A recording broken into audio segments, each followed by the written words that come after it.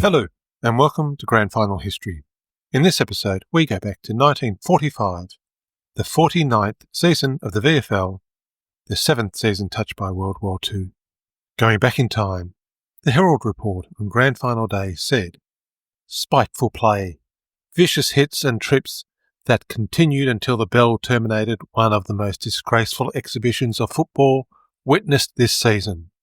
The Sporting Globe described, "A defender, urged on by a section of the crowd, rushed a Carlton player. A brawl began. In jumped another Carlton player. Then another man, kicking and punching with might and main, floored several opponents. Nearly all 36 players gathered on the spot. Thereafter, spiteful incidents were witnessed in all parts of the ground. There was the disgraceful spectacle of a Carlton man lying on his back in front of the railway goal, warding off his opponents with his boots. Boots flew in all parts of the field, and when it was not boots, it was sly jabs and punches." As the players appeared before the tribunal, the chairman said, "I was at this match, and I do not remember anything so disgraceful." Bob Chitty, of course, was at the tribunal, but, on this occasion, just as a witness. A Collingwood player had been reported for punching him. This game was not the famed Bloodbath, but the 1937 Reserves preliminary final between Carlton and Collingwood, before the 1937 Grand Final between Geelong and Collingwood. The 1937 Grand Final was regarded by many as the greatest game ever played. The Reserves preliminary was best forgotten. Bob Chitty would not play another game in the seconds after that preliminary final, but he would play on another Grand Final day, remembered as the most brutal VFL Premiership game of all time. Bob Chitty knew all about playing in very tough games. Much of this episode comes from a terrific book by Ian Shaw called The Bloodbath, the 1945 Grand Final. Do yourself a favour if you can get your hands on a copy. I'll put a link in the show notes for this episode at grandfinalhistory.au. Before we get to the footy, let's have a look at what was going on in 1945, the news that supporters and players would have been looking at after checking out the sports section of their newspapers. 1945 was a pivotal year. In April, President Roosevelt died, only a few months after being sworn in for his 4th term. He had led America through the depths of the Depression, refashioned the country with the New Deal, and, following the Japanese attack on Pearl Harbor and Hitler's declaration of war, the US provided massive military resources and leadership in both the Pacific and Europe. As the Allies marched through Europe, the world heard about the concentration camps and extermination camps that were being liberated, and the horrific, systematic killing of Jews, along with gypsies, the infirm, and anyone else out of favour with the Nazis. Finally, on May the 4th, Germany surrendered. Ben Chifley announced the European victory to Australians. Prime Minister Curtin was too ill. The news sparked celebrations that were tempered by the ongoing challenge of defeating Japan. On the 9th of May, over 100,000 people gathered in a service at the Shrine of Remembrance. On the 5th of July, Australia's wartime Prime Minister and good mate to Jock McHale, John Curtin, died. Illness and exhaustion from leading the country through the war exacted their toll. He had become Prime Minister in October 1941, while the war was against Germany. Most of the action was far away in Europe and North Africa. But the Japanese advance from December 1941 meant pushing the country to a full wartime economy and pivoting international relations from a focus on Britain to an enduring engagement with the United States. Ben Chifley took over as Prime Minister and would lead Australia through the defeat of Japan and the early post-war years. In the Pacific, General MacArthur and the US Army returned to the Philippines. Iwo Jima was taken. Japan suffered ongoing firebombing raids, including the deadliest bombing raid in history, a March 1945 attack on Tokyo that killed 100,000 people and left 1 million more homeless. The newspaper reports of late July and early August told of Australian Army and Air Force attacks on Japanese troops in Borneo. The RAAF included captured Japanese bombs in their raids, which must have brought some satisfaction to the RAAF crews. American forces conducted more firebombing raids and dropped mines into Japanese harbours. On Tuesday, the 7th of August, as people picked up their Herald on their way home from work or on the way to footy training, the headline was "Mighty Atom Bomb, Secrets Out, Tried on Japanese City," and that is how Melburnians first read about the atomic bomb. On Thursday, the Soviet Union was attacking Japanese forces. On Saturday, the 11th of August, players and supporters looking at the morning papers would have seen headlines of a Japanese offer to surrender. On the way home from that round 17 footy, the Herald reported the atomic bombing of Nagasaki. Monday morning's headlines would have brought hope, relief, and nervousness. The Sun led with news that Tokyo Radio called on the Japanese people to await a great command from the throne. It added that Japan stood on the threshold of life or death. It seemed surrender was imminent, but not quite yet. By the afternoon, the Herald reported on plans for an Allied landing in Japan. On Tuesday, the 14th of August, there were still reports of Japanese soldiers attacking Australians on Bougainville, which must have left those soldiers scornful of any talk of surrender or planned victory in the Pacific celebrations that were already being discussed. The news everybody wanted was in the Wednesday afternoon Herald. Japan had surrendered.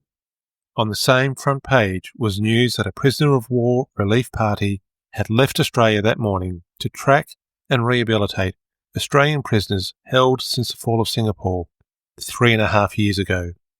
Yet the focus for most was celebration, as vast crowds gathered to party in the city.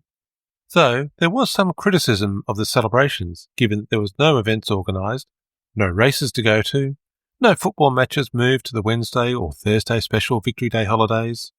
The other states did their celebrations better, apparently. The end of the war would bring weeks and months of exciting and sad news, as families found out if their loved ones had survived in Japanese prisoner of war camps.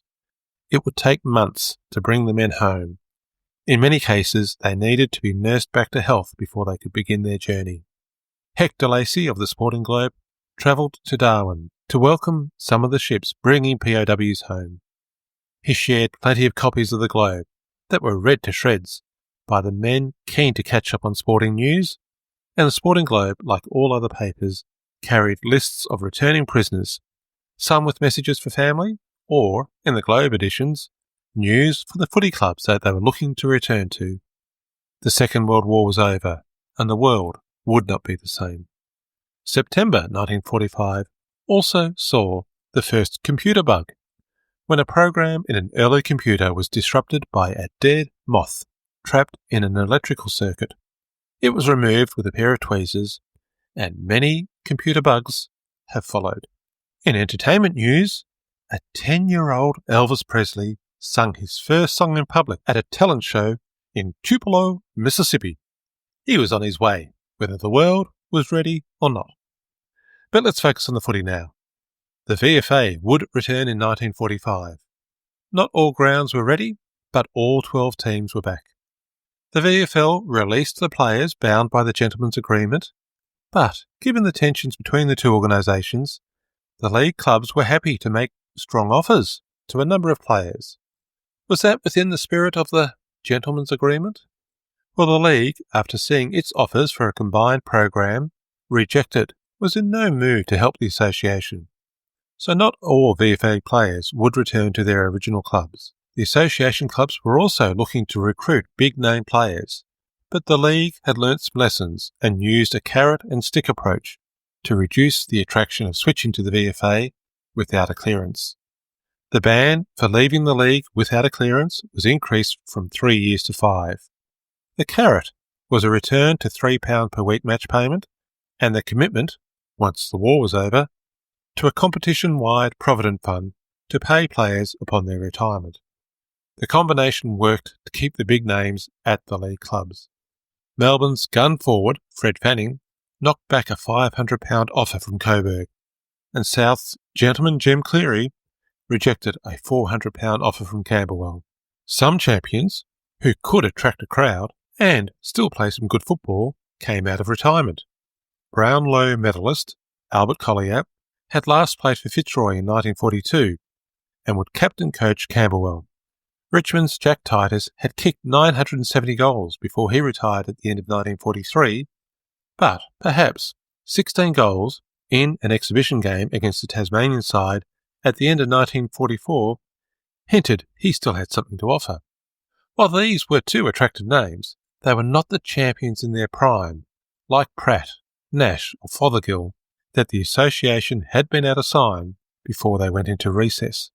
The league also agreed to allow the 40-odd mutineers to return to their VFL clubs if their club wanted them back. Some of the older players stayed at their VFA clubs. Bob Pratt was still committed to RWF duties and would only play one game at South in 1946. There was one player whose situation needed to be resolved, possibly the biggest recruiting coup from the biggest club. The convoluted saga that saw Ron Todd leave Collingwood for Williamstown in 1940 was now to have its sequel.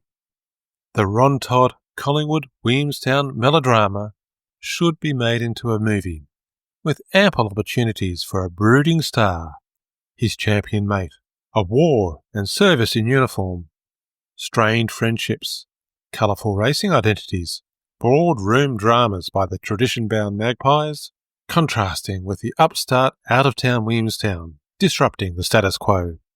It could be seen as the yet unwritten prequel to David Williamson's The Club. Let's see what unfolded, and you can imagine which actors are taking each role. Ron Todd, a goal kicker extraordinaire, and his mate, Brownlow medalist Des Fothergill, had both been banned by the league and suspended by Collingwood, a club renowned for holding a grudge, or, if you prefer, built on fostering and rewarding loyalty. Depends on your perspective, I guess. The Magpies had suffered more than most clubs with the loss of players to services during the war and had just started to improve in 1944 with 7 wins. So the return of 2 superstars would clearly help their climb back to their expected annual finals appearance. Todd met with his former teammates and agreed to play in the last practice match. Secretary Frank Wraith met with colourful racing identity and Collingwood patron John Wren, who told him he had a blank cheque in the true spirit of the Coulter Law and all its breaches. Both Fothergill and Todd had to appear before the Collingwood Committee in March. Fothergill went in for his ruling, received a warm welcome, and was back on the Magpie books within a few minutes. Todd was politely asked to wait outside the committee room while his position could be discussed. Unfortunately, it was not a private conversation by the committee. The walls at Princes Park were not that thick. Those in the meeting were not so quiet. Should Todd be allowed back? Would he really play for just £3 per week? Was he truly repentant? Was he really committed to Collingwood? And so forth. Some on the committee wanted Todd back at any cost. Others were fixated on all players being treated the same. That had always been the Collingwood way, and it always would be. There was a real division on the committee, but the decision would not be made by them. Todd heard the argument, had heard his character and motivations questioned. He got up, walked along the corridor, down the stairs, and away from Collingwood. Would make a great scene in that movie, wouldn't it? He signed up with Williamstown the next day and never played for Collingwood again. Collingwood expelled him from the club, denying him the privileges of a past player. Todd had an extraordinary season with Williamstown, kicking 188 goals, including a 20-goal day out against Oakley. Williamstown won the VFA Premiership. Todd kicked 6 goals in that grand final. Ron Todd also played in the RWF team in the 1945 Sunday Services competition, scoring 57 goals in their season. All up, in 1945, he played 41 games and kicked an incredible 270 goals, which could have been useful for the Magpies if he and Collingwood could have come to terms. Let's have a look at the coaches. There were 4 new coaches appointed in 1945, which is about par for the era. Some new faces and a return of a veteran. Geelong was preparing for their second season back, hoping that the teething issues of 1944 were out of the way and that more wins would come.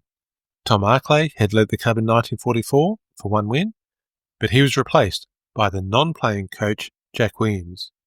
Williams had played in both Geelong's 1925 and 1931 premierships. He'd won the club best and fairest in 1929 and was noted as a wingman and halfback player. He had coached West Geelong to several premierships. He had a tough job in front of him, turning a squad of basically junior players into a VFL team, and he spent the pre-season getting his players fit while sizing up the players for their best positions. At Hawthorn, Tommy Laeth was heading back to his beloved Port Melbourne, so the former Carlton player, Keith Shea, took charge. Shea, along with Hayden Bunton and Geelong's Les Hardiman, had taken the unusual route of heading west to play in the WA League, when most recruitment went the other way. After starring for Victoria in the 1937 Carnival, held in Perth, all 3 received offers too good to refuse, and Shea played with Subiaco. The Western Australian League had been an under-19 competition since 1942, given the demands of the war, and now Shea was back in Victoria to captain-coach the Hawks. Melbourne's captain-coach of the last 3 seasons, Percy Beams, retired, so the Demons named Norm Smith as captain and 4-time premiership coach Frank Checker Hughes as his replacement. It would prove to be a useful partnership. Hughes had led the club to a hat-trick of premierships from 1939 to 41, but the growth of his hotel business and the lack of men due to the wartime economy of 1942 forced his retirement to focus on his business. Now, despite some initial reluctance, he was back. Former Carlton player and Footscray coach Joe Kelly had been coach of South Melbourne for 3 years, but the club felt it was time for a change. Bill Adams was originally from Western Australia and headed east to play for Fitzroy as a defender in the 1924 season, becoming captain in 1926 before leaving to captain-coach Northcote in the VFA. He was something of a footy nomad, but now he had his chance as senior coach in the league. Captain Herbie Matthews had also applied for the role, but missed out, the committee preferring a non-playing coach. Would that create any tension between them? Arthur Oliver at Footscray was in his 3rd year coaching the Bulldogs, and he put his football success down to his wife, Helen. Interviewed by The Sun, Oliver said, "First of all, she knows football. She is the keenest critic I've ever come across. And when she asked me over tea on a Saturday night, why didn't I do so-and-so? Darn it, when I think about it, she's always right." Helen was also in charge of Oliver's diet, making sure he had the right food all season. While the league was doing all it could to stop players moving to the association, they were willing to support a rule change, originally pioneered by the VFA when they refreshed their game prior to the war. The National Football Council adopted the downfield free when a player was interfered with after disposing of the ball. It was hoped this would reduce some of the violent actions in the game. We'll see how that turns out. As the players and officials prepared for the season, South would play their home games at the Junction Oval, while Melbourne were spending their 4th season at Punt Road. With increased confidence that the war would soon be over, the league scheduled a 20-round season rather than the traditional 18 rounds. The additional games would make up for the shorter seasons earlier in the war. Round 1 was on Saturday, the 21st of April, the earliest start to a season since 1941. 91,000 people attended the 6 games, almost back to pre-war levels. Another sign of confidence by supporters that their world would soon be returning to normal. Yet, as a reminder that things were not normal, all games started with a simple ceremony where players and umpires formed a V and stood with the crowd for a minute's silence, followed by the last post to honour fallen footballers and also to pay a tribute to President Roosevelt, who had died a couple of weeks before. In the opening round, Melbourne had a comfortable 21-point win over Carlton. Collingwood maintained their undefeated run at Victoria Park against North Melbourne, who were yet to get a win there after 21 seasons in the VFL. Essendon thrashed Hawthorn, who seemed destined to have another year of struggle, while the reigning premiers Fitzroy were not troubled at Cardinia Park, while Geelong began their second season back in the VFL under their new coach. Richmond hosted Footscray at Punt Road, where the 1944 grand finalists trailed all day, going down by 10 points. At the Junction Oval, it may have been a St Kilda home game, but South were the better team, giving their new coach Joe Kelly a 45-point win to start his career. Footy was back. More players were being released from services, so clubs would not have the scramble of previous seasons, which also meant less upsets and swings in performance. Fitzroy unfurled their premiership flag in round 2 in front of an Essendon team who were favoured by many to return to the top this season. In a nail-biting game with barely a goal between them all day, the match ended in a draw. Fitzroy supporters would regret their team's poor kicking, 8-16, to Essendon's 9-10, but a draw was better than a loss. Essendon were in fine form early in the season, thrashing Carlton by 100 points in round 3, the Blues' worst ever loss in the VFL. By round 7, the season was 1/3 done, and the ladder was looking very different to the way it had ended in 1944. South Melbourne were on top. Their first and only loss had been in round 6, when an improving North Melbourne was in front all day in a close game for an 8-point win. Essendon was second, with 5 wins and a draw, and an impressive percentage. Collingwood did not have Ron Todd, but Des Fothergill was back. He had injured his knee while playing services football in Darwin, slowing him down from his lightning speed before his enlistment. Still, the Rover knew where the goals were, with 3 bags of 5 in the first 7 games. Fourth on the ladder was Footscray with 5 wins, followed by North and Richmond, trailing by percentage. Melbourne had struggled during the war, but the return of players from service and Checker Hughes back in charge saw the Demons 7th with 3 wins. Fitzroy, the reigning premiers, seemed to be suffering the dread premiership hangover, dropping to 8th with just 2 wins and a draw to their name. Carlton, who had started the season full of optimism, were 9th with just 2 wins, and those were against Fitzroy and St Kilda, neither looking like challengers at this point of the season. The Blues were regretting their round 7 loss to Richmond, where the Tigers scored 3 goals from 3 free kicks in time on, including a goal on the last kick of the day. Hawthorn sat 10th with just 1 win. Then Geelong followed at 11 with 1 win already, even if that was against fellow cellar dweller Hawthorn. It was always good to pick up a win early on when you're going through a rebuild. St Kilda were last, also on 1 win. After round 9, things were looking very grim for the Blues. They were 9th on the ladder with just 3 wins. South Melbourne were top on the ladder, having lost just 1 game. Round 9 was a long weekend, but all games were played on the Saturday. On the King's Birthday Monday holiday, there was an exhibition game at Punt Road to raise funds for the blind. It was a North of the Yarra team versus the South of the Yarra. The Northern team wore Fitzroy jumpers and included players from Fitzroy, Collingwood, Carlton, Essendon, Footscray, and of course, North Melbourne. The South team wore Richmond jumpers and were represented by Richmond, St Kilda, Hawthorn, Geelong, Melbourne, and, of course, South Melbourne. The North of the Yarra won by 5 goals. While that was going on, exhibition matches were played by North and Richmond in Ballarat, while Melbourne took on St Kilda in Bendigo. Round 10 had a couple of dramatic moments. In the grand final replay at the Brunswick Street Oval, the Tigers and Lions put on a close, exciting game. Fitzroy's Bert Clay had that opportunity that every footballer dreams about. The last kick of the day and the chance to put your team in front, on your home ground, against a team that you beat in last year's grand final. He needed a goal, but his shot went wide for a point. Then the field umpire blew his whistle and declared the Richmond player had gone over the mark. No 15-yard penalty, that was still a VFA rule, and would not come into the league for another 10 years.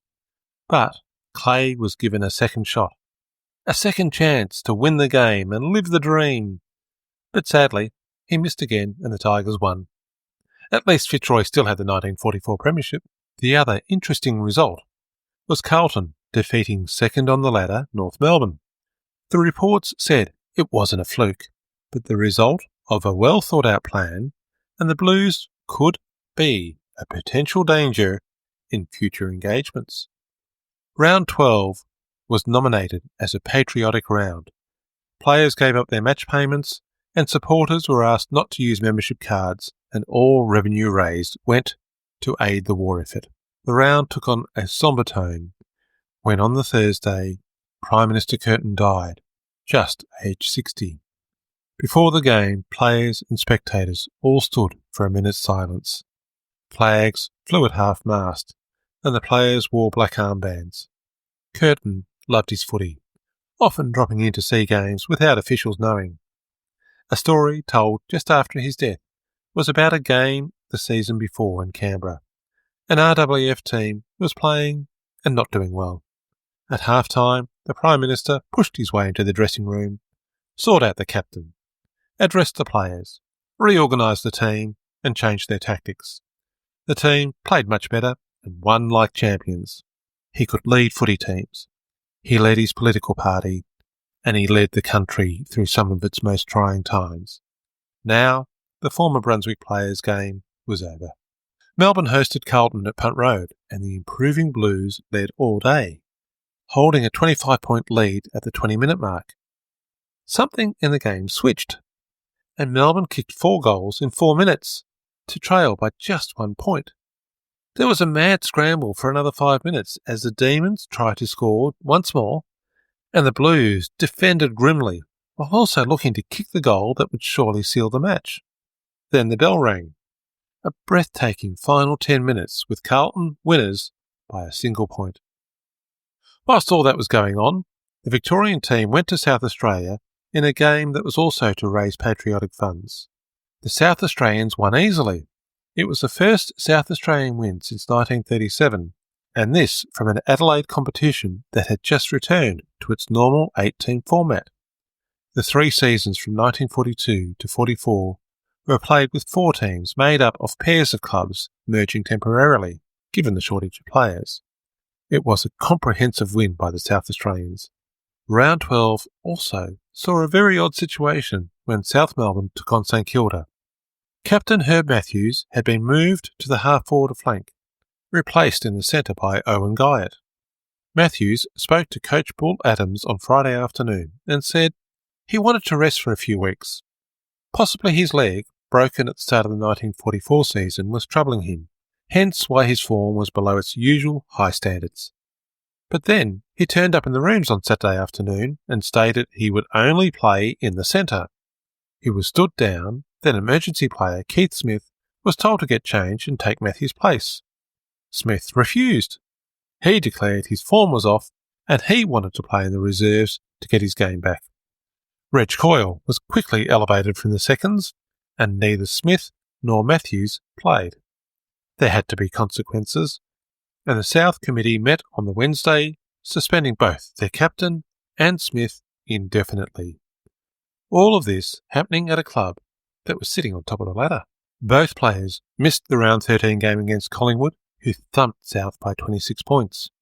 Another meeting was held with the committee, Matthews and Smith, and all parties agreed there had been a terrible misunderstanding, and the suspensions were rescinded. Matthews returned to lead the team in round 14, where South won a challenging game against Richmond, and Smith returned in round 16. It all seems a bit odd and a bit hard to untangle from this distance, but putting aside the refusal to play in a selected position and the suspension of 2 players in a top-of-the-table team, perhaps the ultimate result was Matthews got 2 weeks' rest and Smith got some time off and some games in the twos to get his form back, which is what they were both asking for. It also shows not everything was working smoothly at South Melbourne. Round 14 meant that the season was just over two-thirds complete and provided an opportunity to assess how the clubs were travelling. The top four was similar to round 7, with South still on top with 11 wins. Footscray was second, also on 11 wins, a 2-point loss to Fitzroy in round 14, costing them the top spot.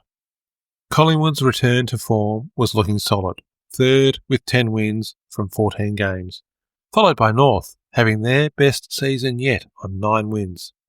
Their supporters not daring to hope for finals, but keeping their fingers crossed.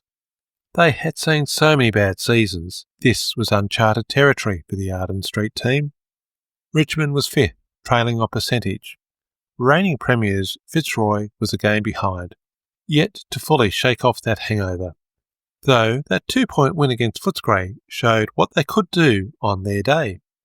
Carlton had been on a bit of a run, but a 3-point loss to Essendon had many supporters feeling gloomy. They were still 2 games out of the 4, and only 6 games remained. Essendon supporters were wondering what had happened to their season. 5 wins and a draw in the first 7 games were followed by 6 losses in a row, including a 53-point thrashing by lowly Hawthorn. The wheels had come off their season, but at least they'd beaten Carlton twice. Melbourne were 9th on 6 wins. Not great, but better than the results of the previous 3 seasons.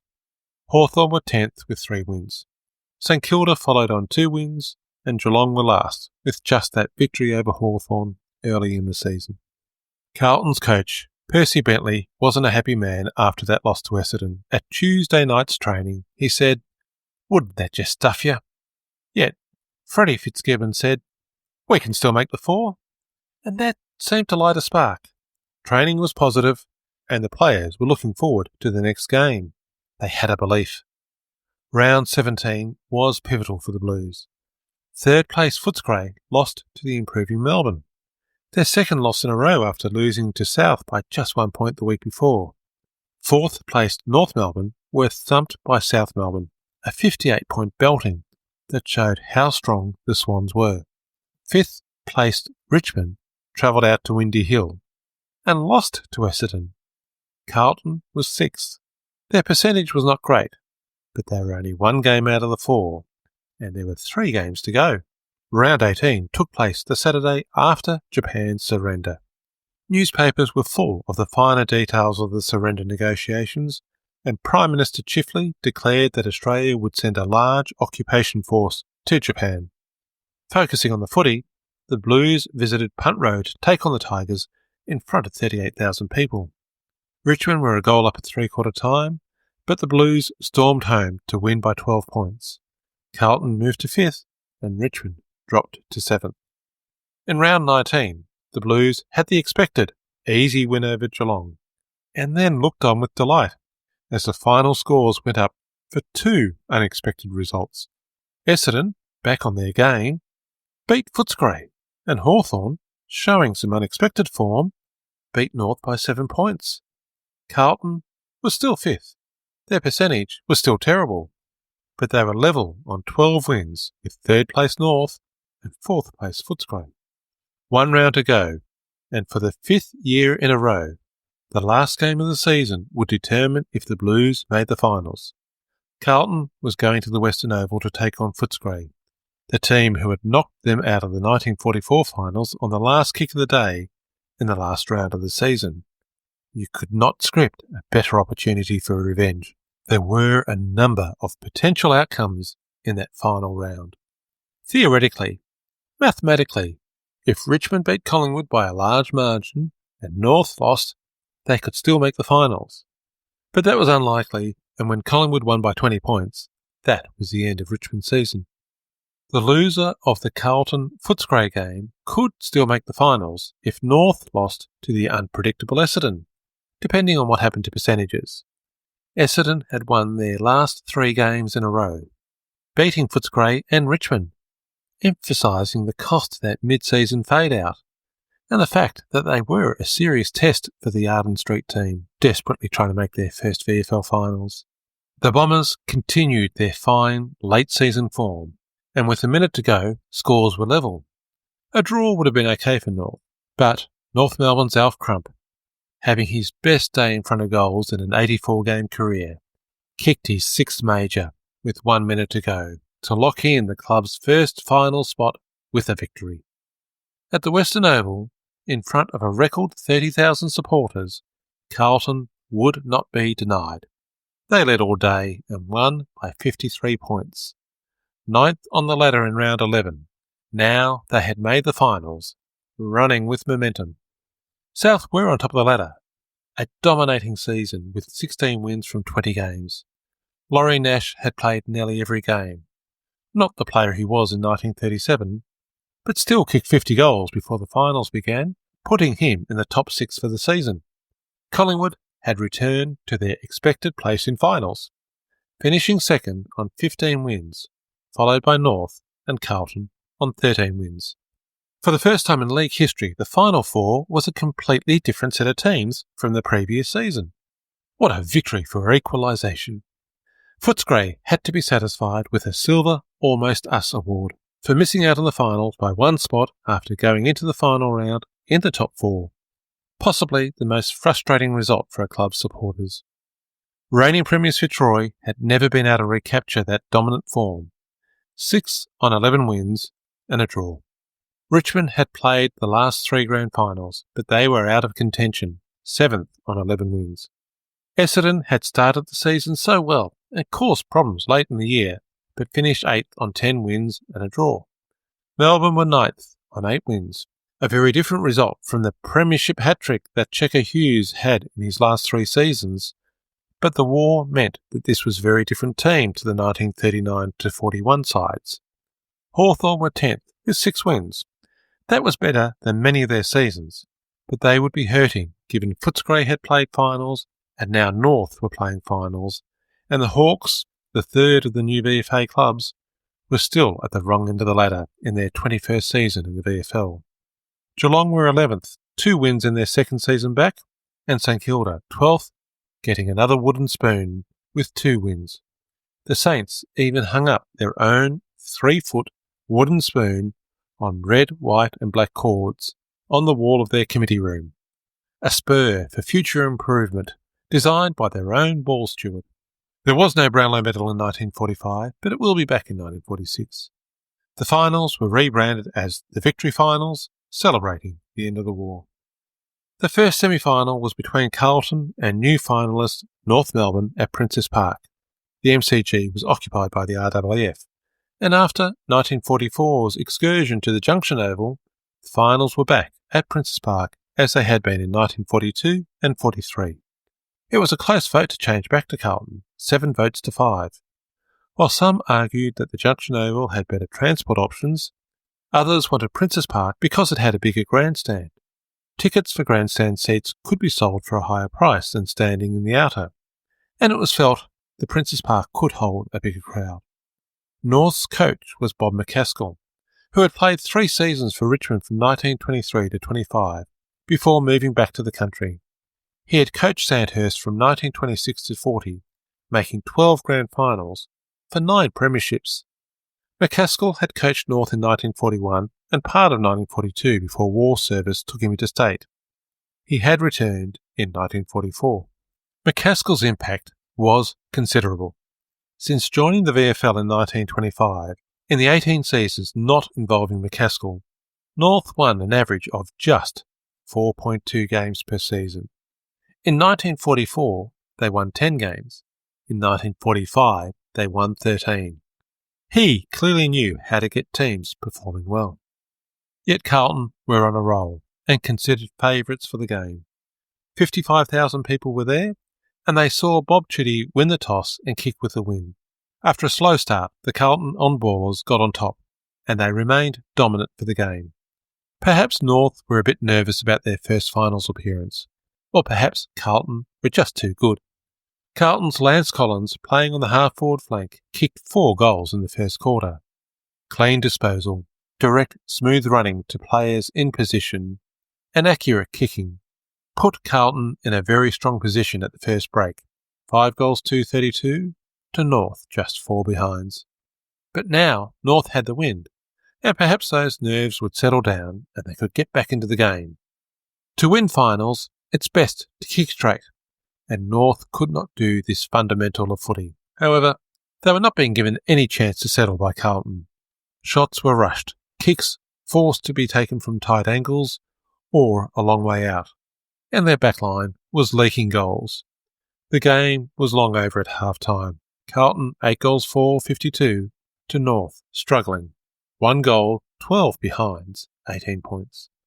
Bob McCaskill swung the players into different positions at half-time to see if something could be changed. But Carlton had too many good players all over the ground. They had developed into a well-drilled unit in the second half of the season. They were playing on their home ground, and everything was clicking for them. North tried hard. They were making efforts, but they were not making an impact. As the Blues relaxed in the last quarter, North were able to kick 6 goals with the wind to gain some respectability, and Lance Collins finished off the game with 8 goals. The final scores were Carlton 14 goals 10 94 to North Melbourne 8 goals 20 68. It had been a tough but important lesson, and North supporters hoped the club would use the experience for a better performance in 1946, while Carlton would get ready for a preliminary final. The 2 strongest teams for the year had been South and Collingwood, and their second semi-final was played in front of 46,225 at Princes Park on a perfect day for football.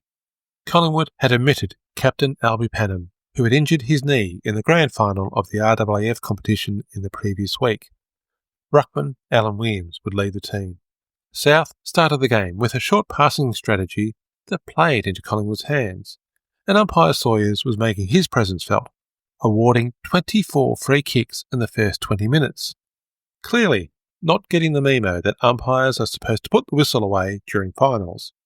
It was not enjoyable to watch, and hard to believe from the simple errors made in the perfect conditions that these were the 2 best teams for the year. The game opened up a little in the second quarter, and Des Fothergill began to get away from South's Jack Dankert, yet kicking 4 behinds in a row limited the damage. Lou Richards was also starting to get into the action on the forward line. When the half-time bell went, Collingwood supporters cheered their players back into the room, hoping that their lead was enough of a foundation for the second half, while a number of reporters commented that South looked the more tired of the 2 teams. Collingwood 4 goals 7 31 to South 3 goals 5 23. South Melbourne's coach, Bill Adams, must have spent the half-time break reminding his players of the type of play that had got them into this game, which had little to do with what they'd been showing in the first half. South started their third quarter, kicking long to leading players, quick handballs to teammates running clear, leaving Collingwood looking slow and confused. A 15-minute burst yielded 6 goals, with Jack Graham unstoppable in the air. South Melbourne supporters started planning their grand final arrangements, but then watched in dismay as Collingwood began their counter-attack, with a young Lou Richards dominating play. 5 goals to Collingwood in 5 minutes reminded everybody how good the Magpies were. A couple of late goals to South provided some respite and a 10-point lead at the final break. The players sucked on their oranges, and the supporters tried to understand the whirlwind of footy they had just seen. Everything was set for a dynamic final quarter. Except it wasn't. The fourth quarter was a resumption of the defensive, error-strewn first half. By the 20-minute mark, each side had added 1 goal, maintaining the stalemate. With 3 minutes left, Collingwood scored another goal and were only 3 points down. Umpire Sawyer bounced the ball and South cleared it forward with Laurie Nash taking an amazing tumbling mark. Collingwood players, supporters and a few South Melbourne players thought he had taken it on the half volley, but the whistle blew and the mark was paid. South Melbourne needed a goal. Nash took his time and delivered. They had the breathing space they needed, and with just 1 more behind to the Magpies, the bell went. South Melbourne up by 11 points, 13 goals 10 88, to Collingwood 11 goals 11 77. South were in their first grand final since the Foreign Legion era of 1936, while Collingwood would play Carlton in the preliminary. The Sporting Globe reviewed the game the following week and noted that Des Fothergill had been flattened by 3 South players as he took a mark, suggesting Fothergill had been hit with everything but the grandstand during the game. The umpire was Fothergill's only protection, and the umpire had failed in his duty of care. The Globe suggested that these tactics could see teams playing protectors and games could end in riots. But surely that wouldn't happen. Surely. The preliminary final brought old rivals Collingwood and Carlton together in front of 41,305 people at Princes Park. Panham was still out because of his injured knee. It was the end of his career. A change for the team was Len Hustler, a ruckman forward who had only played a few games this season and only 7 since his debut in 1942. He was big, strong, and had a bit of a reputation. He had been reported after the 1940 Reserves Grand Final and also suspended for 4 weeks in the 1941 season for striking. He had served a 2-year suspension for kicking during a Reserves match in 1943, so was only available halfway through the 1945 season. Why would Collingwood select this type of player? It was a cold and windy day, yet that did not stop 41,000 people pouring into Princes Park. Umpire Sawyer was in charge for his second final of the series. Collingwood got away to a flyer in the first quarter. With the wind, they ran and passed with precision, kicking 5 goals to Carlton's 1. The biggest sensation was Len Hustler playing at full forward. He flattened Carlton's fullback Ben Brown and then seemed to taunt him as he lay on the ground. Hustler was ready to take on any other player. The Sporting Globe's prediction of enforcers seemed to be playing out. How would the game end? Carlton had the wind in the second quarter and started scoring in what was turning into a very ugly game. Fights broke out all over the ground. Bob Chitty was targeting the brilliant Des Fothergill, belting him, bumping, pushing, pulling his hair, grabbing his athletic support when they were standing away from the ball, and crashing into him whenever they were near the action. Fothergill, who was at his best when he could get clear and run with the ball, was having a terrible time, and trudged into the change rooms at half-time, where one of the more infamous player-coach interactions took place, although there is some dispute about what was said by whom. Lou Richards wrote in his 1963 biography that Jock McHale was sitting on a bench looking very disgruntled. Fothergill went up to him and said, "What will I do, Mr. McHale?" Jock looked up in despair and quietly replied, "You're a man, aren't you?" and left it at that. But did this exchange actually happen? Was Lou reporting the facts, or was he a media star generating a hot take? Fothergill absolutely denied the comments, but then again, it was in his interest to. However, 2 teammates who admitted they did not hear the exchange found it hard to believe. Bill Toomey said that every ounce in my system would say no. Neil Mann added, "I would back Bill on that one." We will never know the truth, and perhaps we should treat the story as unproven. One point to support Toomey and Mann's version is that every article about Jock McHale's coaching style has said that he would always give players feedback quietly, not in front of others. But maybe, in a small change room, Lou did hear something. You can decide for yourself. The undisputed fact is that Chitty kept hitting, harassing, elbowing and tormenting Fothergill for the rest of the game, and the third quarter saw play interrupted on multiple occasions as players belted each other. In between the melees, Collingwood kicked 5 goals to Carlton 2, picking up a very handy 28-point lead at three-quarter time, 11 goals 7.73 to 6 goals 9.45. Now it was Collingwood supporters beginning to make plans for Grand Final day. Things looked even better when Fothergill, in a rare moment of freedom from Chitty, kicked the first goal of the last quarter. The Magpies were 34 points up and bound for the Grand Final. Except the game was not over yet. Collingwood's ruckman, Alan Williams, had played a brilliant game, but was barely moving now. Carlton had pace, while Collingwood was slowing to a crawl. Len Hustler once again punched Ben Brown, putting him to the ground. The Blues' Jim Clark rushed in and was holding Hustler, stopping him moving and pinning his arms to avoid the fists that would have followed. But how long could he maintain his grip? Jack Bennett jumped in to help, and then Fred Fitzgibbon, who had seen Brown get belted from the other end of the ground, sprinted 100 metres, leapt into the air and punched Hustler in the head. That was going too far for umpire Sawyer, who reported Fitzgibbon, the only report for the entire game. It was the tipping point. Carlton threw themselves into action. Lance Collins had been quiet all day, but kicked 4 goals in the last quarter. Hustler was begging to go into the ruck, but McHale refused his calls. He was marooned at full forward, while the ball was at the other end of the ground. The Blues kicked 7-3 in the final quarter, running right over the top of a slowing Collingwood. McHale watched it unfold on the bench next to 19th man Ray Riddle, who said in 2009, "Well, I can tell you, Jock never took his hat out of his hands. He was biting hard on his nails. I think it was a big strain on him." But perhaps McHale was not getting his teams fit enough. Younger coaches were using newer techniques, while the veteran Magpie coach maintained his tried and true approach. The final scores were Carlton 13 goals 12-90 to Collingwood 12-8-80. About 6,000 kilometres away, a contingent of Australian former prisoners of war were sailing home from their time in Changi and the Burma Railway. They were listening to the broadcast on the ship's PA system, none more so than Bob Chitty's brother, Peter. Peter Chitty had played a couple of games for St Kilda before a knee injury ended his VFL career. While in Changi, he won the Changi Brownlow in the football competition run in that prison camp. They were free now, being fed well and on their way home after an unimaginably cruel imprisonment. Now they could hear the live shortwave radio broadcasts. Bets had been laid to be paid out in beer rations, and Peter Chitty's hopes of collecting were looking grim at 3/4 time.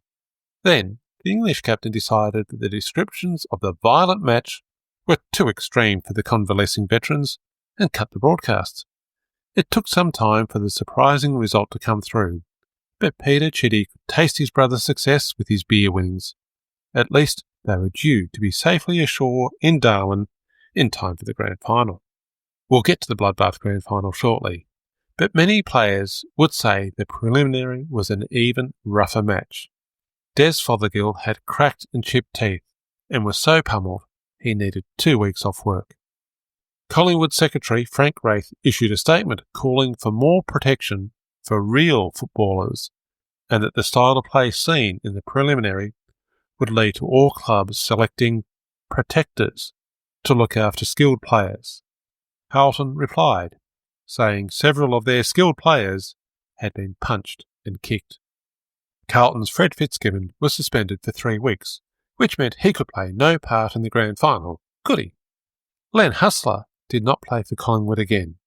His career continued in the Saturday Morning League, where he played for Abbotsford Brewery. Suspended again during the 1947 season for 4 weeks, he returned in time for the grand final. Reported on 5 charges of striking, he was suspended for life. Seems he'd finally gone too far. The 1945 grand final would match a team that had been in the doldrums for several years but dominated the 1945 season, topping the ladder and winning their semi-final. South had every right to be favourites. They were matched by a team that had spent over a decade finishing just in or just out of the finals, and just once progressing past the first week. They had been on the bottom of the ladder after 3 rounds. After round 11, they were 9th, and yet now they were on a roll. South had the benefit of a week off. Carlton had just survived the carnage of the preliminary final and been under the pressure of playing must-win games from the middle of the season. South Melbourne's captain was Herb Matthews, a brilliant player who had shared the 1940 Brownlow with Des Fothergill and been runner-up in both 1937 and 41, with a 3rd place in 1936. His dad had played with Richmond and Melbourne, but made his name with Roy Cazaly at South in the early 1920s. Herb debuted in 1932 and played rover/forward pocket in the premiership year of 1933.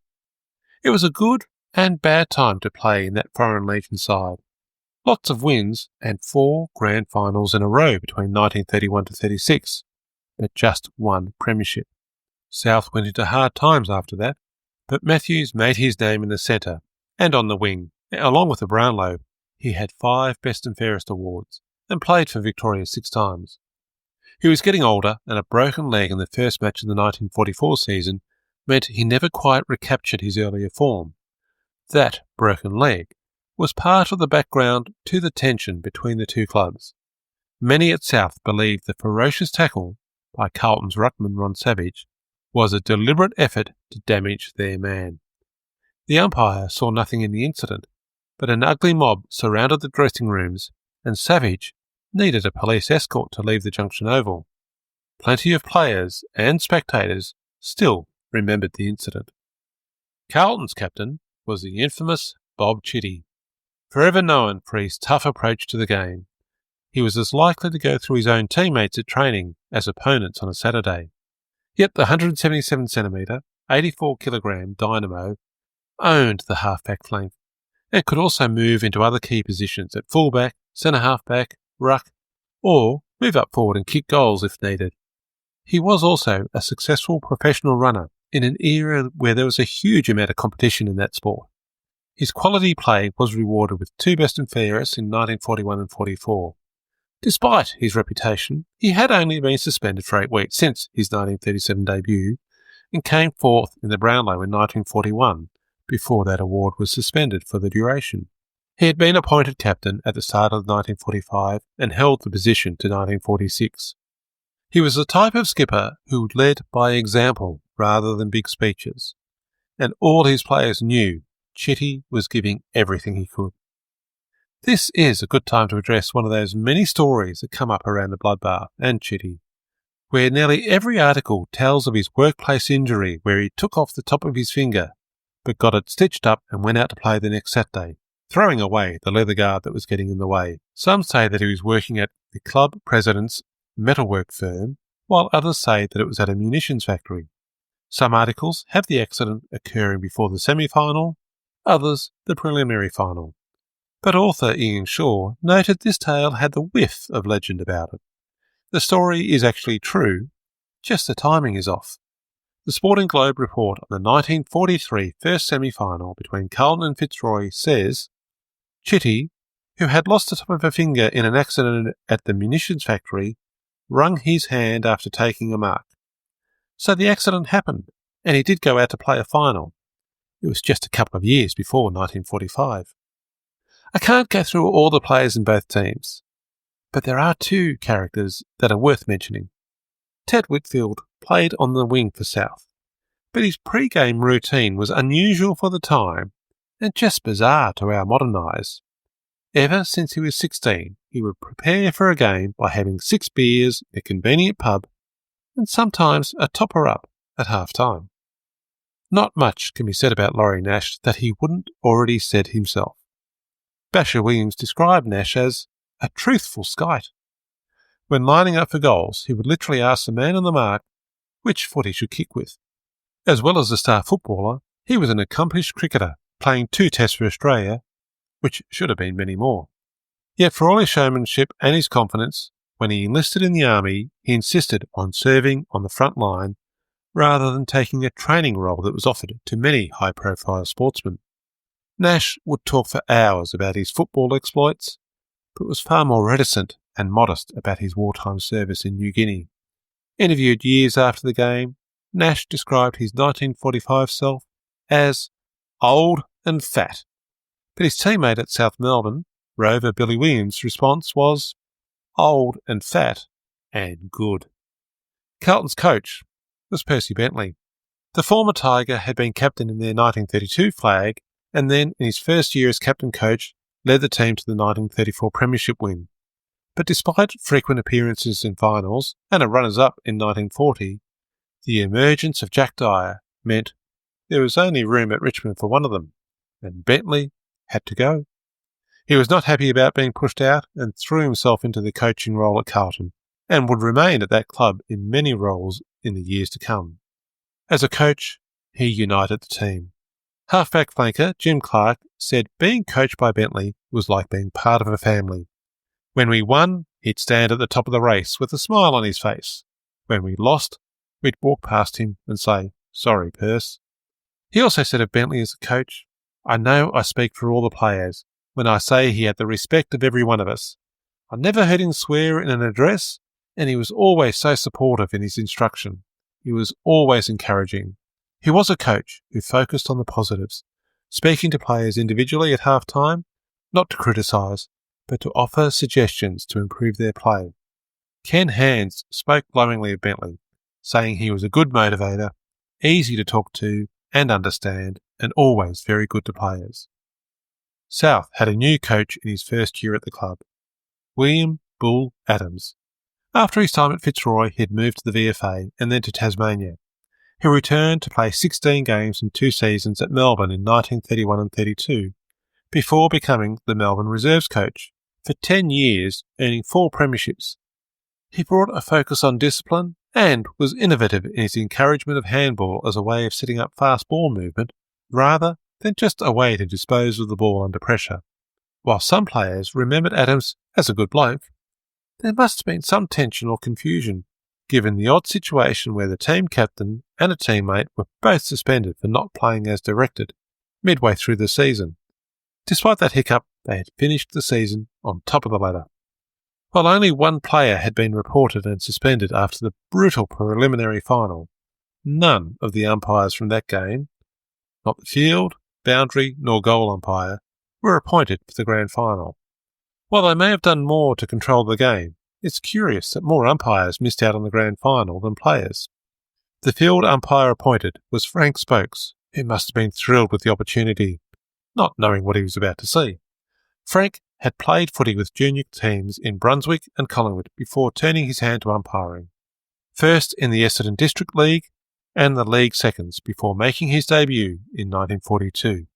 He had only umpired 55 games and the one semi-final before this biggest match of his career. It would be his only grand final. South were favoured by many for the premiership. They had been on top of the ladder most of the season, won 3 more games than Carlton. But Carlton had beaten South in round 11, their only game for the season, and the Blues were on a roll. They knew all about winning under pressure, because every game since midway through the season had basically been an elimination match. Team selection for grand finals is always challenging, and it's toughest for the players that are dropped before the biggest game of the season. South made 2 changes for their team. Reg Richard had been injured and missed the semi-final after playing all season. He was back in as rover, and Max Blundfield, who had been plucked from the reserves for the first game of the season, made way. He would get a few more games in 1946, ending his career on 21 games over 4 seasons. Alan Linden, who had also just missed the semi, was selected in the forward pocket, replacing Roy Porter. Roy might not have been surprised. He had only had 4 games this season after returning to South from war service. His 33-game career that had started with Footscray in 1937, with the switch to South Melbourne in 1941, was over. Carlton replaced the suspended Fred Fitzgibbon with veteran Charlie McInnes, who would start as the 19th man for his 13th game for the season. Alec Way was brought into the team on Saturday for the half-forward flank when Ron Hines was not able to recover from a thigh injury hurt during the torrid preliminary final. Alec Way was in his 2nd season for the Blues. He'd been in and out of the team all season. This would be his 11th game of the year, but just the 3rd since round 13, so a test to see if he could fit into the Blues system. Ron Hines would play on for the next 3 seasons, but not be picked for another final, injury robbing him of his best chance. The crowd started gathering at just after 7 a.m. 63,000 people would manage to shoehorn themselves into the ground. In the crowd was a young Ted Whitten, who claimed it was the best game he ever saw. Most were there early enough to watch the curtain raiser, otherwise they risked missing out on the spot. The grand final of the Under-19 Melbourne Boys League was won by Essendon Thirds, 14-5, 89, defeating Ascot United, 7-6, 48. In Darwin, Peter Chitty and some mates sat in a barrack, experiencing the joy of having a beer and a smoke while listening to the footy. Rare pleasure after their POW experience in Changi and the Burma Railway. Even better when your brother was captain of the team in the grand final. They had to keep the radio low.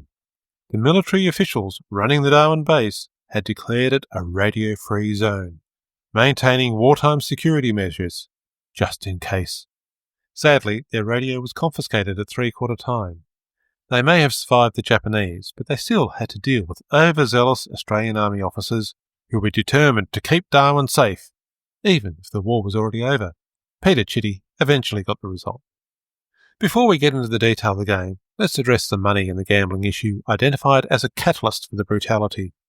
Each South player had been promised £20 if they won the premiership, which was a fair bit more than the standard £3 match fee.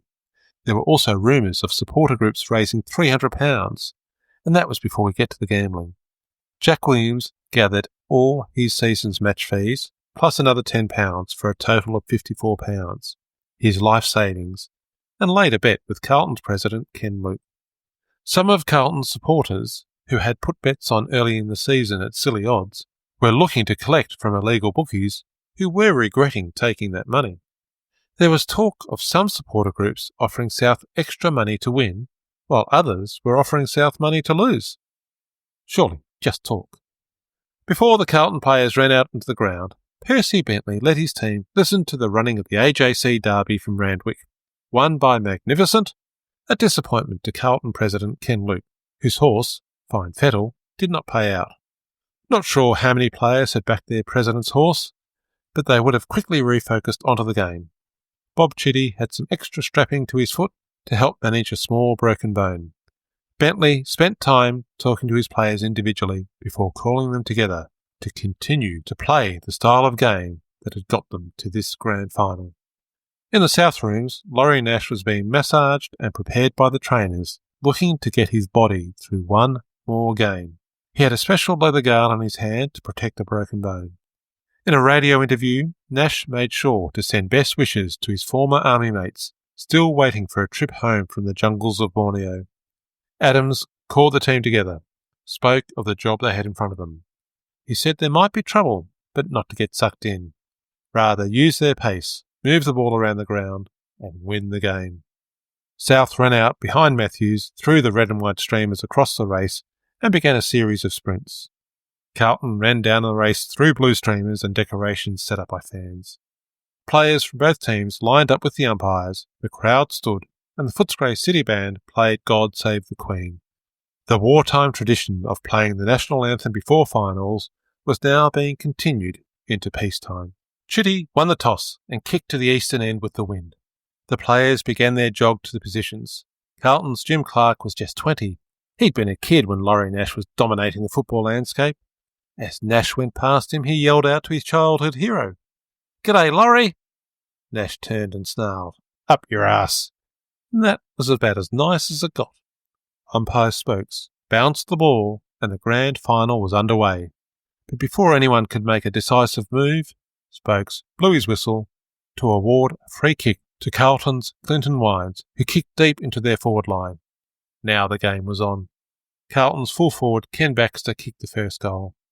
After the bounce, Umpire Spokes was again blowing his whistle to break up a pack and caution Bob Chitty for kicking in danger. Not the last time Chitty would be spoken to. After about 10 minutes, play was settling down. South had put together some good ball movement, but their delivery into the forward line was poor. Nash had a gettable shot, but the ball went out of bounds. Carlton then managed a good run from the back line. A series of passes to Mick Price, who sent the long kick over the heads of the South backmen, with the ball bouncing through an undefended goal. As the ball was being returned, the Carlton trainers were looking after Lance Collins, who was limping, barely able to support himself. He was moved from the half-forward flank to the forward pocket, but he'd torn the tendons in his ankle and could hardly move. While that injury drama was unfolding, South Melbourne trainers were looking after back pocket player Brian Kelly. His knee was shot. He'd torn his cartilage. After that second Carlton goal, South Melbourne did all the attacking, but scored behinds when goals were needed. The bell rang with the scores Carlton 2 goals 4-16 to South Melbourne 5 behinds. South had not kicked a major, but Carlton seemed to have wasted the advantage of the wind. If South could turn their midfield dominance into more effective delivery into the forward line, they would be hard to stop. As the Swans were in their quarter-time huddle, Jack Basher Williams said, "We got 'em." Captain Herbie Matthews looked at Williams and told him to keep his mind on his opponents. Williams said quietly but firmly, "He won't finish the game." South started the second quarter playing the better football, but Carlton's defence was holding them out, and in an unexpected swing of play, it was the Blues who scored the first goal when Ken Hands grabbed the ball out of the pack and his snapshot went through the middle. South did not panic. They had been tested before during the season and knew they had the players and system to respond. Jack Graham drove the ball into the forward line, and Keith Smith kicked the Swans' first goal. From the centre bounce, they kicked the ball forward again, and Nash, relying on his years of experience, judged the flight of the wind-assisted ball, staying down as the plaque flew up. The ball cleared the pack. Nash picked it up for the easiest of shots. 2 goals in a few minutes, and South supporters were feeling less anxious and hopeful for more. Carlton tried to attack, but South's defenders were up to the job, and after some back and forth, it was the Swans linking up again with their trademark short passes and handballs, delivering the ball to Reg Richards for the goal that levelled the score. South were taking more advantage of the wind, and there was plenty of time to build a lead. As Carlton tried to bottle up the play, they couldn't stop the nimble Vic Castles running in from the half-forward line and getting his goal, and extending the lead to 7 points. A goal for Carlton was answered by another goal to South to return the lead to 7 points. Then, something happened. It had been a fast and tough game, but nothing out of the ordinary, until Vic Castles kicked that second goal. That was when the game changed from the 1945 Grand Final and took the irreversible step to being the Bloodbath. As Vic Castles' goal was going over the head of the goal umpire, Bob Chitty king-hit 17-year-old Ron Clegg, knocking him out. The game descended into a melee, as South players looked to even up with Chitty and Carlton players ran to his defence. Umpire Spokes refused to start the game until the players returned to their positions. The ball was bounced, but tempers were on edge. Carlton moved the ball into their forward line, but umpire Stokes again held up play while Jack Williams and Ron McLean squared up against each other. As soon as play started, Chitty made his next move, a hard elbow to the head of 20-year-old Bill Williams, knocking him down into the fence. In those 2 incidents, Bob Chitty took out 2 of the younger South players, Williams and Clegg, who would, between them, win the next 6 best and fairest at South Melbourne, and Ron Clegg would also win a Brownlow. Neither would make significant contributions to the 1945 Grand Final after being belted by Chitty. Umpire Spokes told Chitty he was reported, and Williams was awarded a free kick, but play was once again stopped as the game descended into a brawl. Players eventually returned to their position, and a groggy Williams took his free kick from the back line. South seemed more distracted from their game from that point. They got their ball into their forward line, but did not settle. Shots went wide, behinds were scored rather than goals. Ken Hands kicked long into the Blues forward line. Jim Mooring picked it up and kicked another goal for Carlton. They were against the wind, but only 4 points down. The Blues were dominating play now. Jack Bennett marked and goaled. A little later, a clearing kick was returned back into the forward line for yet another goal to Mick Price. The ball was being carried by the boundary umpires to the centre when South's Jack Basher Williams knocked out Ken Hands with a quick, vicious punch. Hands lost a tooth, was bleeding from the mouth, and obviously concussed. Later, Hands said it must have been a good punch. He didn't feel a thing. Umpire Stokes had bounced the ball, and South were moving into their forward line when Stokes turned and saw Hands on the ground and Carlton players running in to take on Williams, who had adopted a fighter's crouch, asking, "Who's next?" It was yet another brawling melee, as Carlton players looked to get into Williams and South players looked to protect him. In one of the many Bloodbath legends, which may even be true, Umpire Stokes is said to ask why Hands was on the ground unconscious. Williams replied that it must have been a case of sunstroke. Williams was reported for adopting a fighting attitude to both Carlton's Rod McLean and Umpire Spokes. It was only the intervention of other players grabbing Williams that stopped him from throwing punches at the umpire. This game was not going to be forgotten any time soon, and it had not even reached half-time. Spokes waited for the players to return to their position. While that was happening, South replaced Brian Kelly, who had done his knee in the first quarter, with their 19th man, Ron Hartridge. Ken Hands was on his feet, being seen to by the Carlton trainers. Umpire Stokes bounced the ball on the South half-forward line where it had been prior to play being interrupted. Vic Castles moved quickly and kicked the much-needed goal for South. The bounce in the centre was all that remained of a stunning first half of football. As the players made their ways to the room, Jack Williams told the umpires what he thought of their performance, and they let him know he was reported for obscene and abusive language. There were some other niggles and comments between the players, but they made their rooms without further incident between the players. Yet South had to run the gauntlet of Carlton supporters gathered near the race, yelling a torrent of abuse and hurling beer bottles, stones, and whatever else came to hand. Amidst the carnage and chaos, spectators who looked at the scoreboard saw Carlton were in front by 2 points, 7 goals 5, 47 to South, 6 goals 9, 45. To add to the theatre of the event, while the Footscray City Band played some tunes, rain came tumbling down at half-time, soaking all those who were standing in the outer, leaving the ground covered in puddles, slippery and muddy. The second half was not going to be a showcase of elegant football. Trainers and doctors for both clubs were working double time to assess who could go back out in the field and how to repair the damage done. South had already used their 19th man, so the concussed Ron Clegg was cleared to play. Ken Hands had been escorted off the ground at the end of the second quarter, recovered consciousness, but still had some nasty injuries to his face. Yet, Lance Collins' ankle tendons were shot. He could barely walk, better a concussed player than a cripple, so Collins was off, 19th man Charlie McInnes was on, and Ken Hands would play at full forward. He would have little memory of the game. Concussion protocols were quite different in 1945. Both coaches made the point that winning the premiership was the ultimate revenge, and not to waste efforts on squaring up. It was the right message, but neither team was the right audience. Umpire Spokes tried to assert control by paying 4 free kicks in the first couple of minutes, but the tension was evident. Given the wet conditions, it was not a surprise that the first score was a behind to Carlton kicked off the ground. South went end-to-end, but their final kick in the chain went wide for yet another behind. South did bottle the ball up in their forward line, and a quick kick landed with Laurie Nash in the goal square. His second goal put South up by 4 points. Then it was Carlton doing all the attacking, resulting in a behind and another goal to Ken Hands. They were back in front by 3 points. Perhaps the tight football might focus the players on the game. Carlton got on top in the game. They seemed stronger and fresher.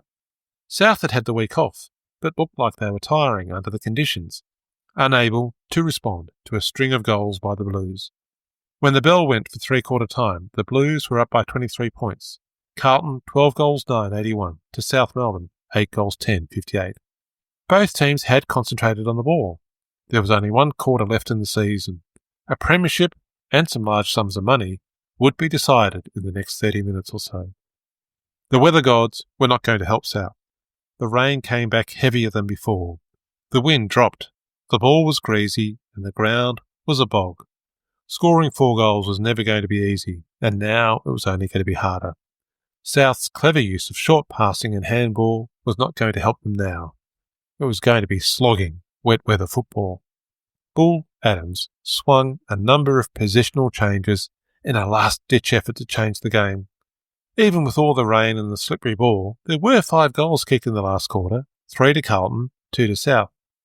But few remember the football played in that part of the game. It was the fights that dominated.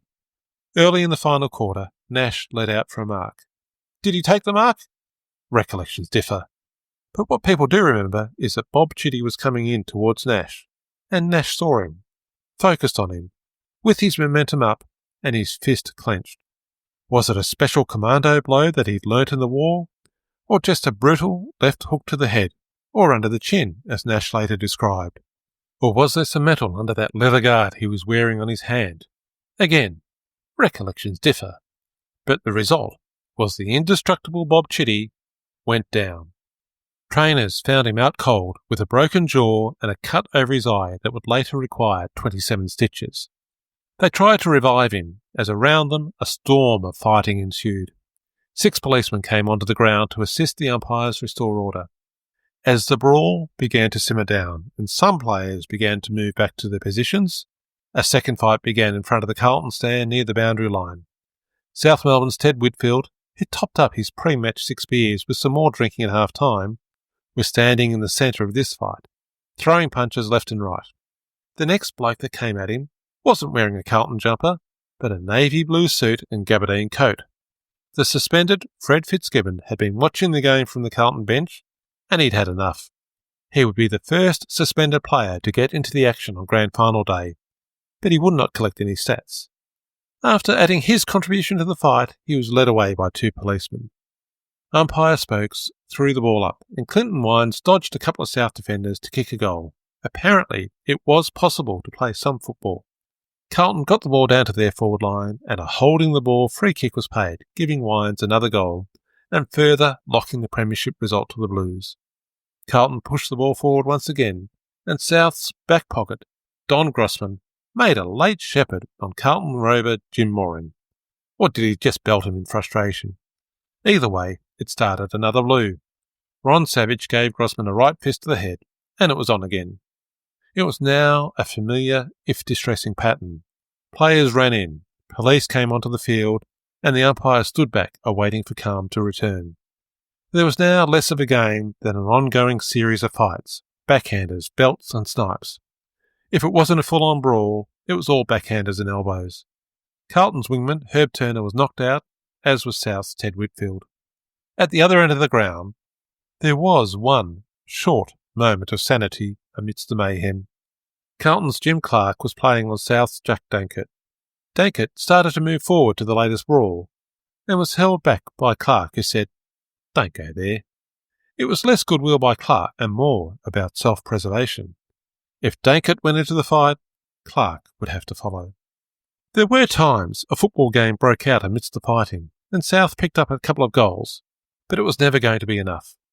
In the final moments, the chaos continued, and some moments became immortal. Jim Cleary was kicking out after a Carlton behind, getting stung by rocks, fruit, and bottles hurled by the crowd. Police again entered the field. South's Ted Whitfield was taking on anyone who came within his sight, and when he was told that he was to be reported for attempting to strike the goal umpire, he pulled his jumper over his head to hide his number, running to the other end of the ground, pursued by the goal umpire. Or, as he later claimed, he thought he'd heard the bell and was looking to swap jumpers with his opponent. Bob Chitty had been recovering in the forward line after being taken out by Nash. He got a late free kick, 40 yards out on a 45-degree angle, and kicked it straight through the middle for the crowd to give their largest roar for the day. It was the last score for the game. The final bell rang to end the bout, or was it the game? And that was it. South players trudged off, abused by Carlton supporters, feeling hollow. Carlton players all raced to Bob Chitty, lifting him off the ground, carrying him to the rooms. As they left the ground, Chitty asked Clinton Wines, "Is it over? Did we win?" The final scores were Carlton 15 goals 13, 103, to South 10 goals 15, 75. The South rooms were quiet, filled with a sense of disbelief at what had just unfolded over the last 2 hours. The players had to come to grips with their injuries, concussion and shock, overlaid with the despair of losing the premiership they thought had been theirs for the taking, let alone for some, the gambling losses that they had incurred. It was joy and excitement in the Blues room. You don't hurt when you win, at least not for a while. They had stood up to the antics of Basher Williams and Ted Whitfield. They had left Laurie Nash with the cold, hard truth that he was too slow in the most important game of the year. There were supporters promising big cash bonuses with more to come. Plenty of players were crowding around Fred Fitzgibbon, thanking him and congratulating him for his efforts in joining the fray. Percy Bentley stood on a chair and asked for quiet. He told the players that their efforts would go down in history. They'd won 13 out of the last 14 games. They were the first team to win the premiership from fourth under the Page-McIntyre system. They had won 3 hard finals and Carlton's first premiership since 1938. They had made history. There was a dinner in the social rooms, hosted by Jimmy Watson of the famous Jimmy Watson Wine Room, with more celebrations at Princes Park on Sunday and the committee announcing awards for players on Monday night. There was a Wednesday night victory dance to celebrate the premiership and the end of the war. The immediate aftermath of the game saw an unprecedented break with the protocols and traditions of every preceding grand final, where officials and the captain from the losing team would make their way to the premiers and offer their congratulations to the better team on the day. Not after the bloodbath. Carlton officials put up a sign on the door of the post-match function room. South Melbourne players and officials not welcome in these rooms. In the press box, journalists were writing up their match reports, trying to capture what their disbelieving eyes had just seen. The reports were scathing. There were demands for action from the league. The Argus said the league grand final on Saturday was one of the worst in history. The Truth called it the greatest blot and the most repugnant spectacle the league had ever known. The Sporting Globe set up a survey for supporters to propose measures to reduce violence in footy. While journalists wrote up their articles, the umpires were gathered in their rooms, collating the reports to be submitted to the tribunal.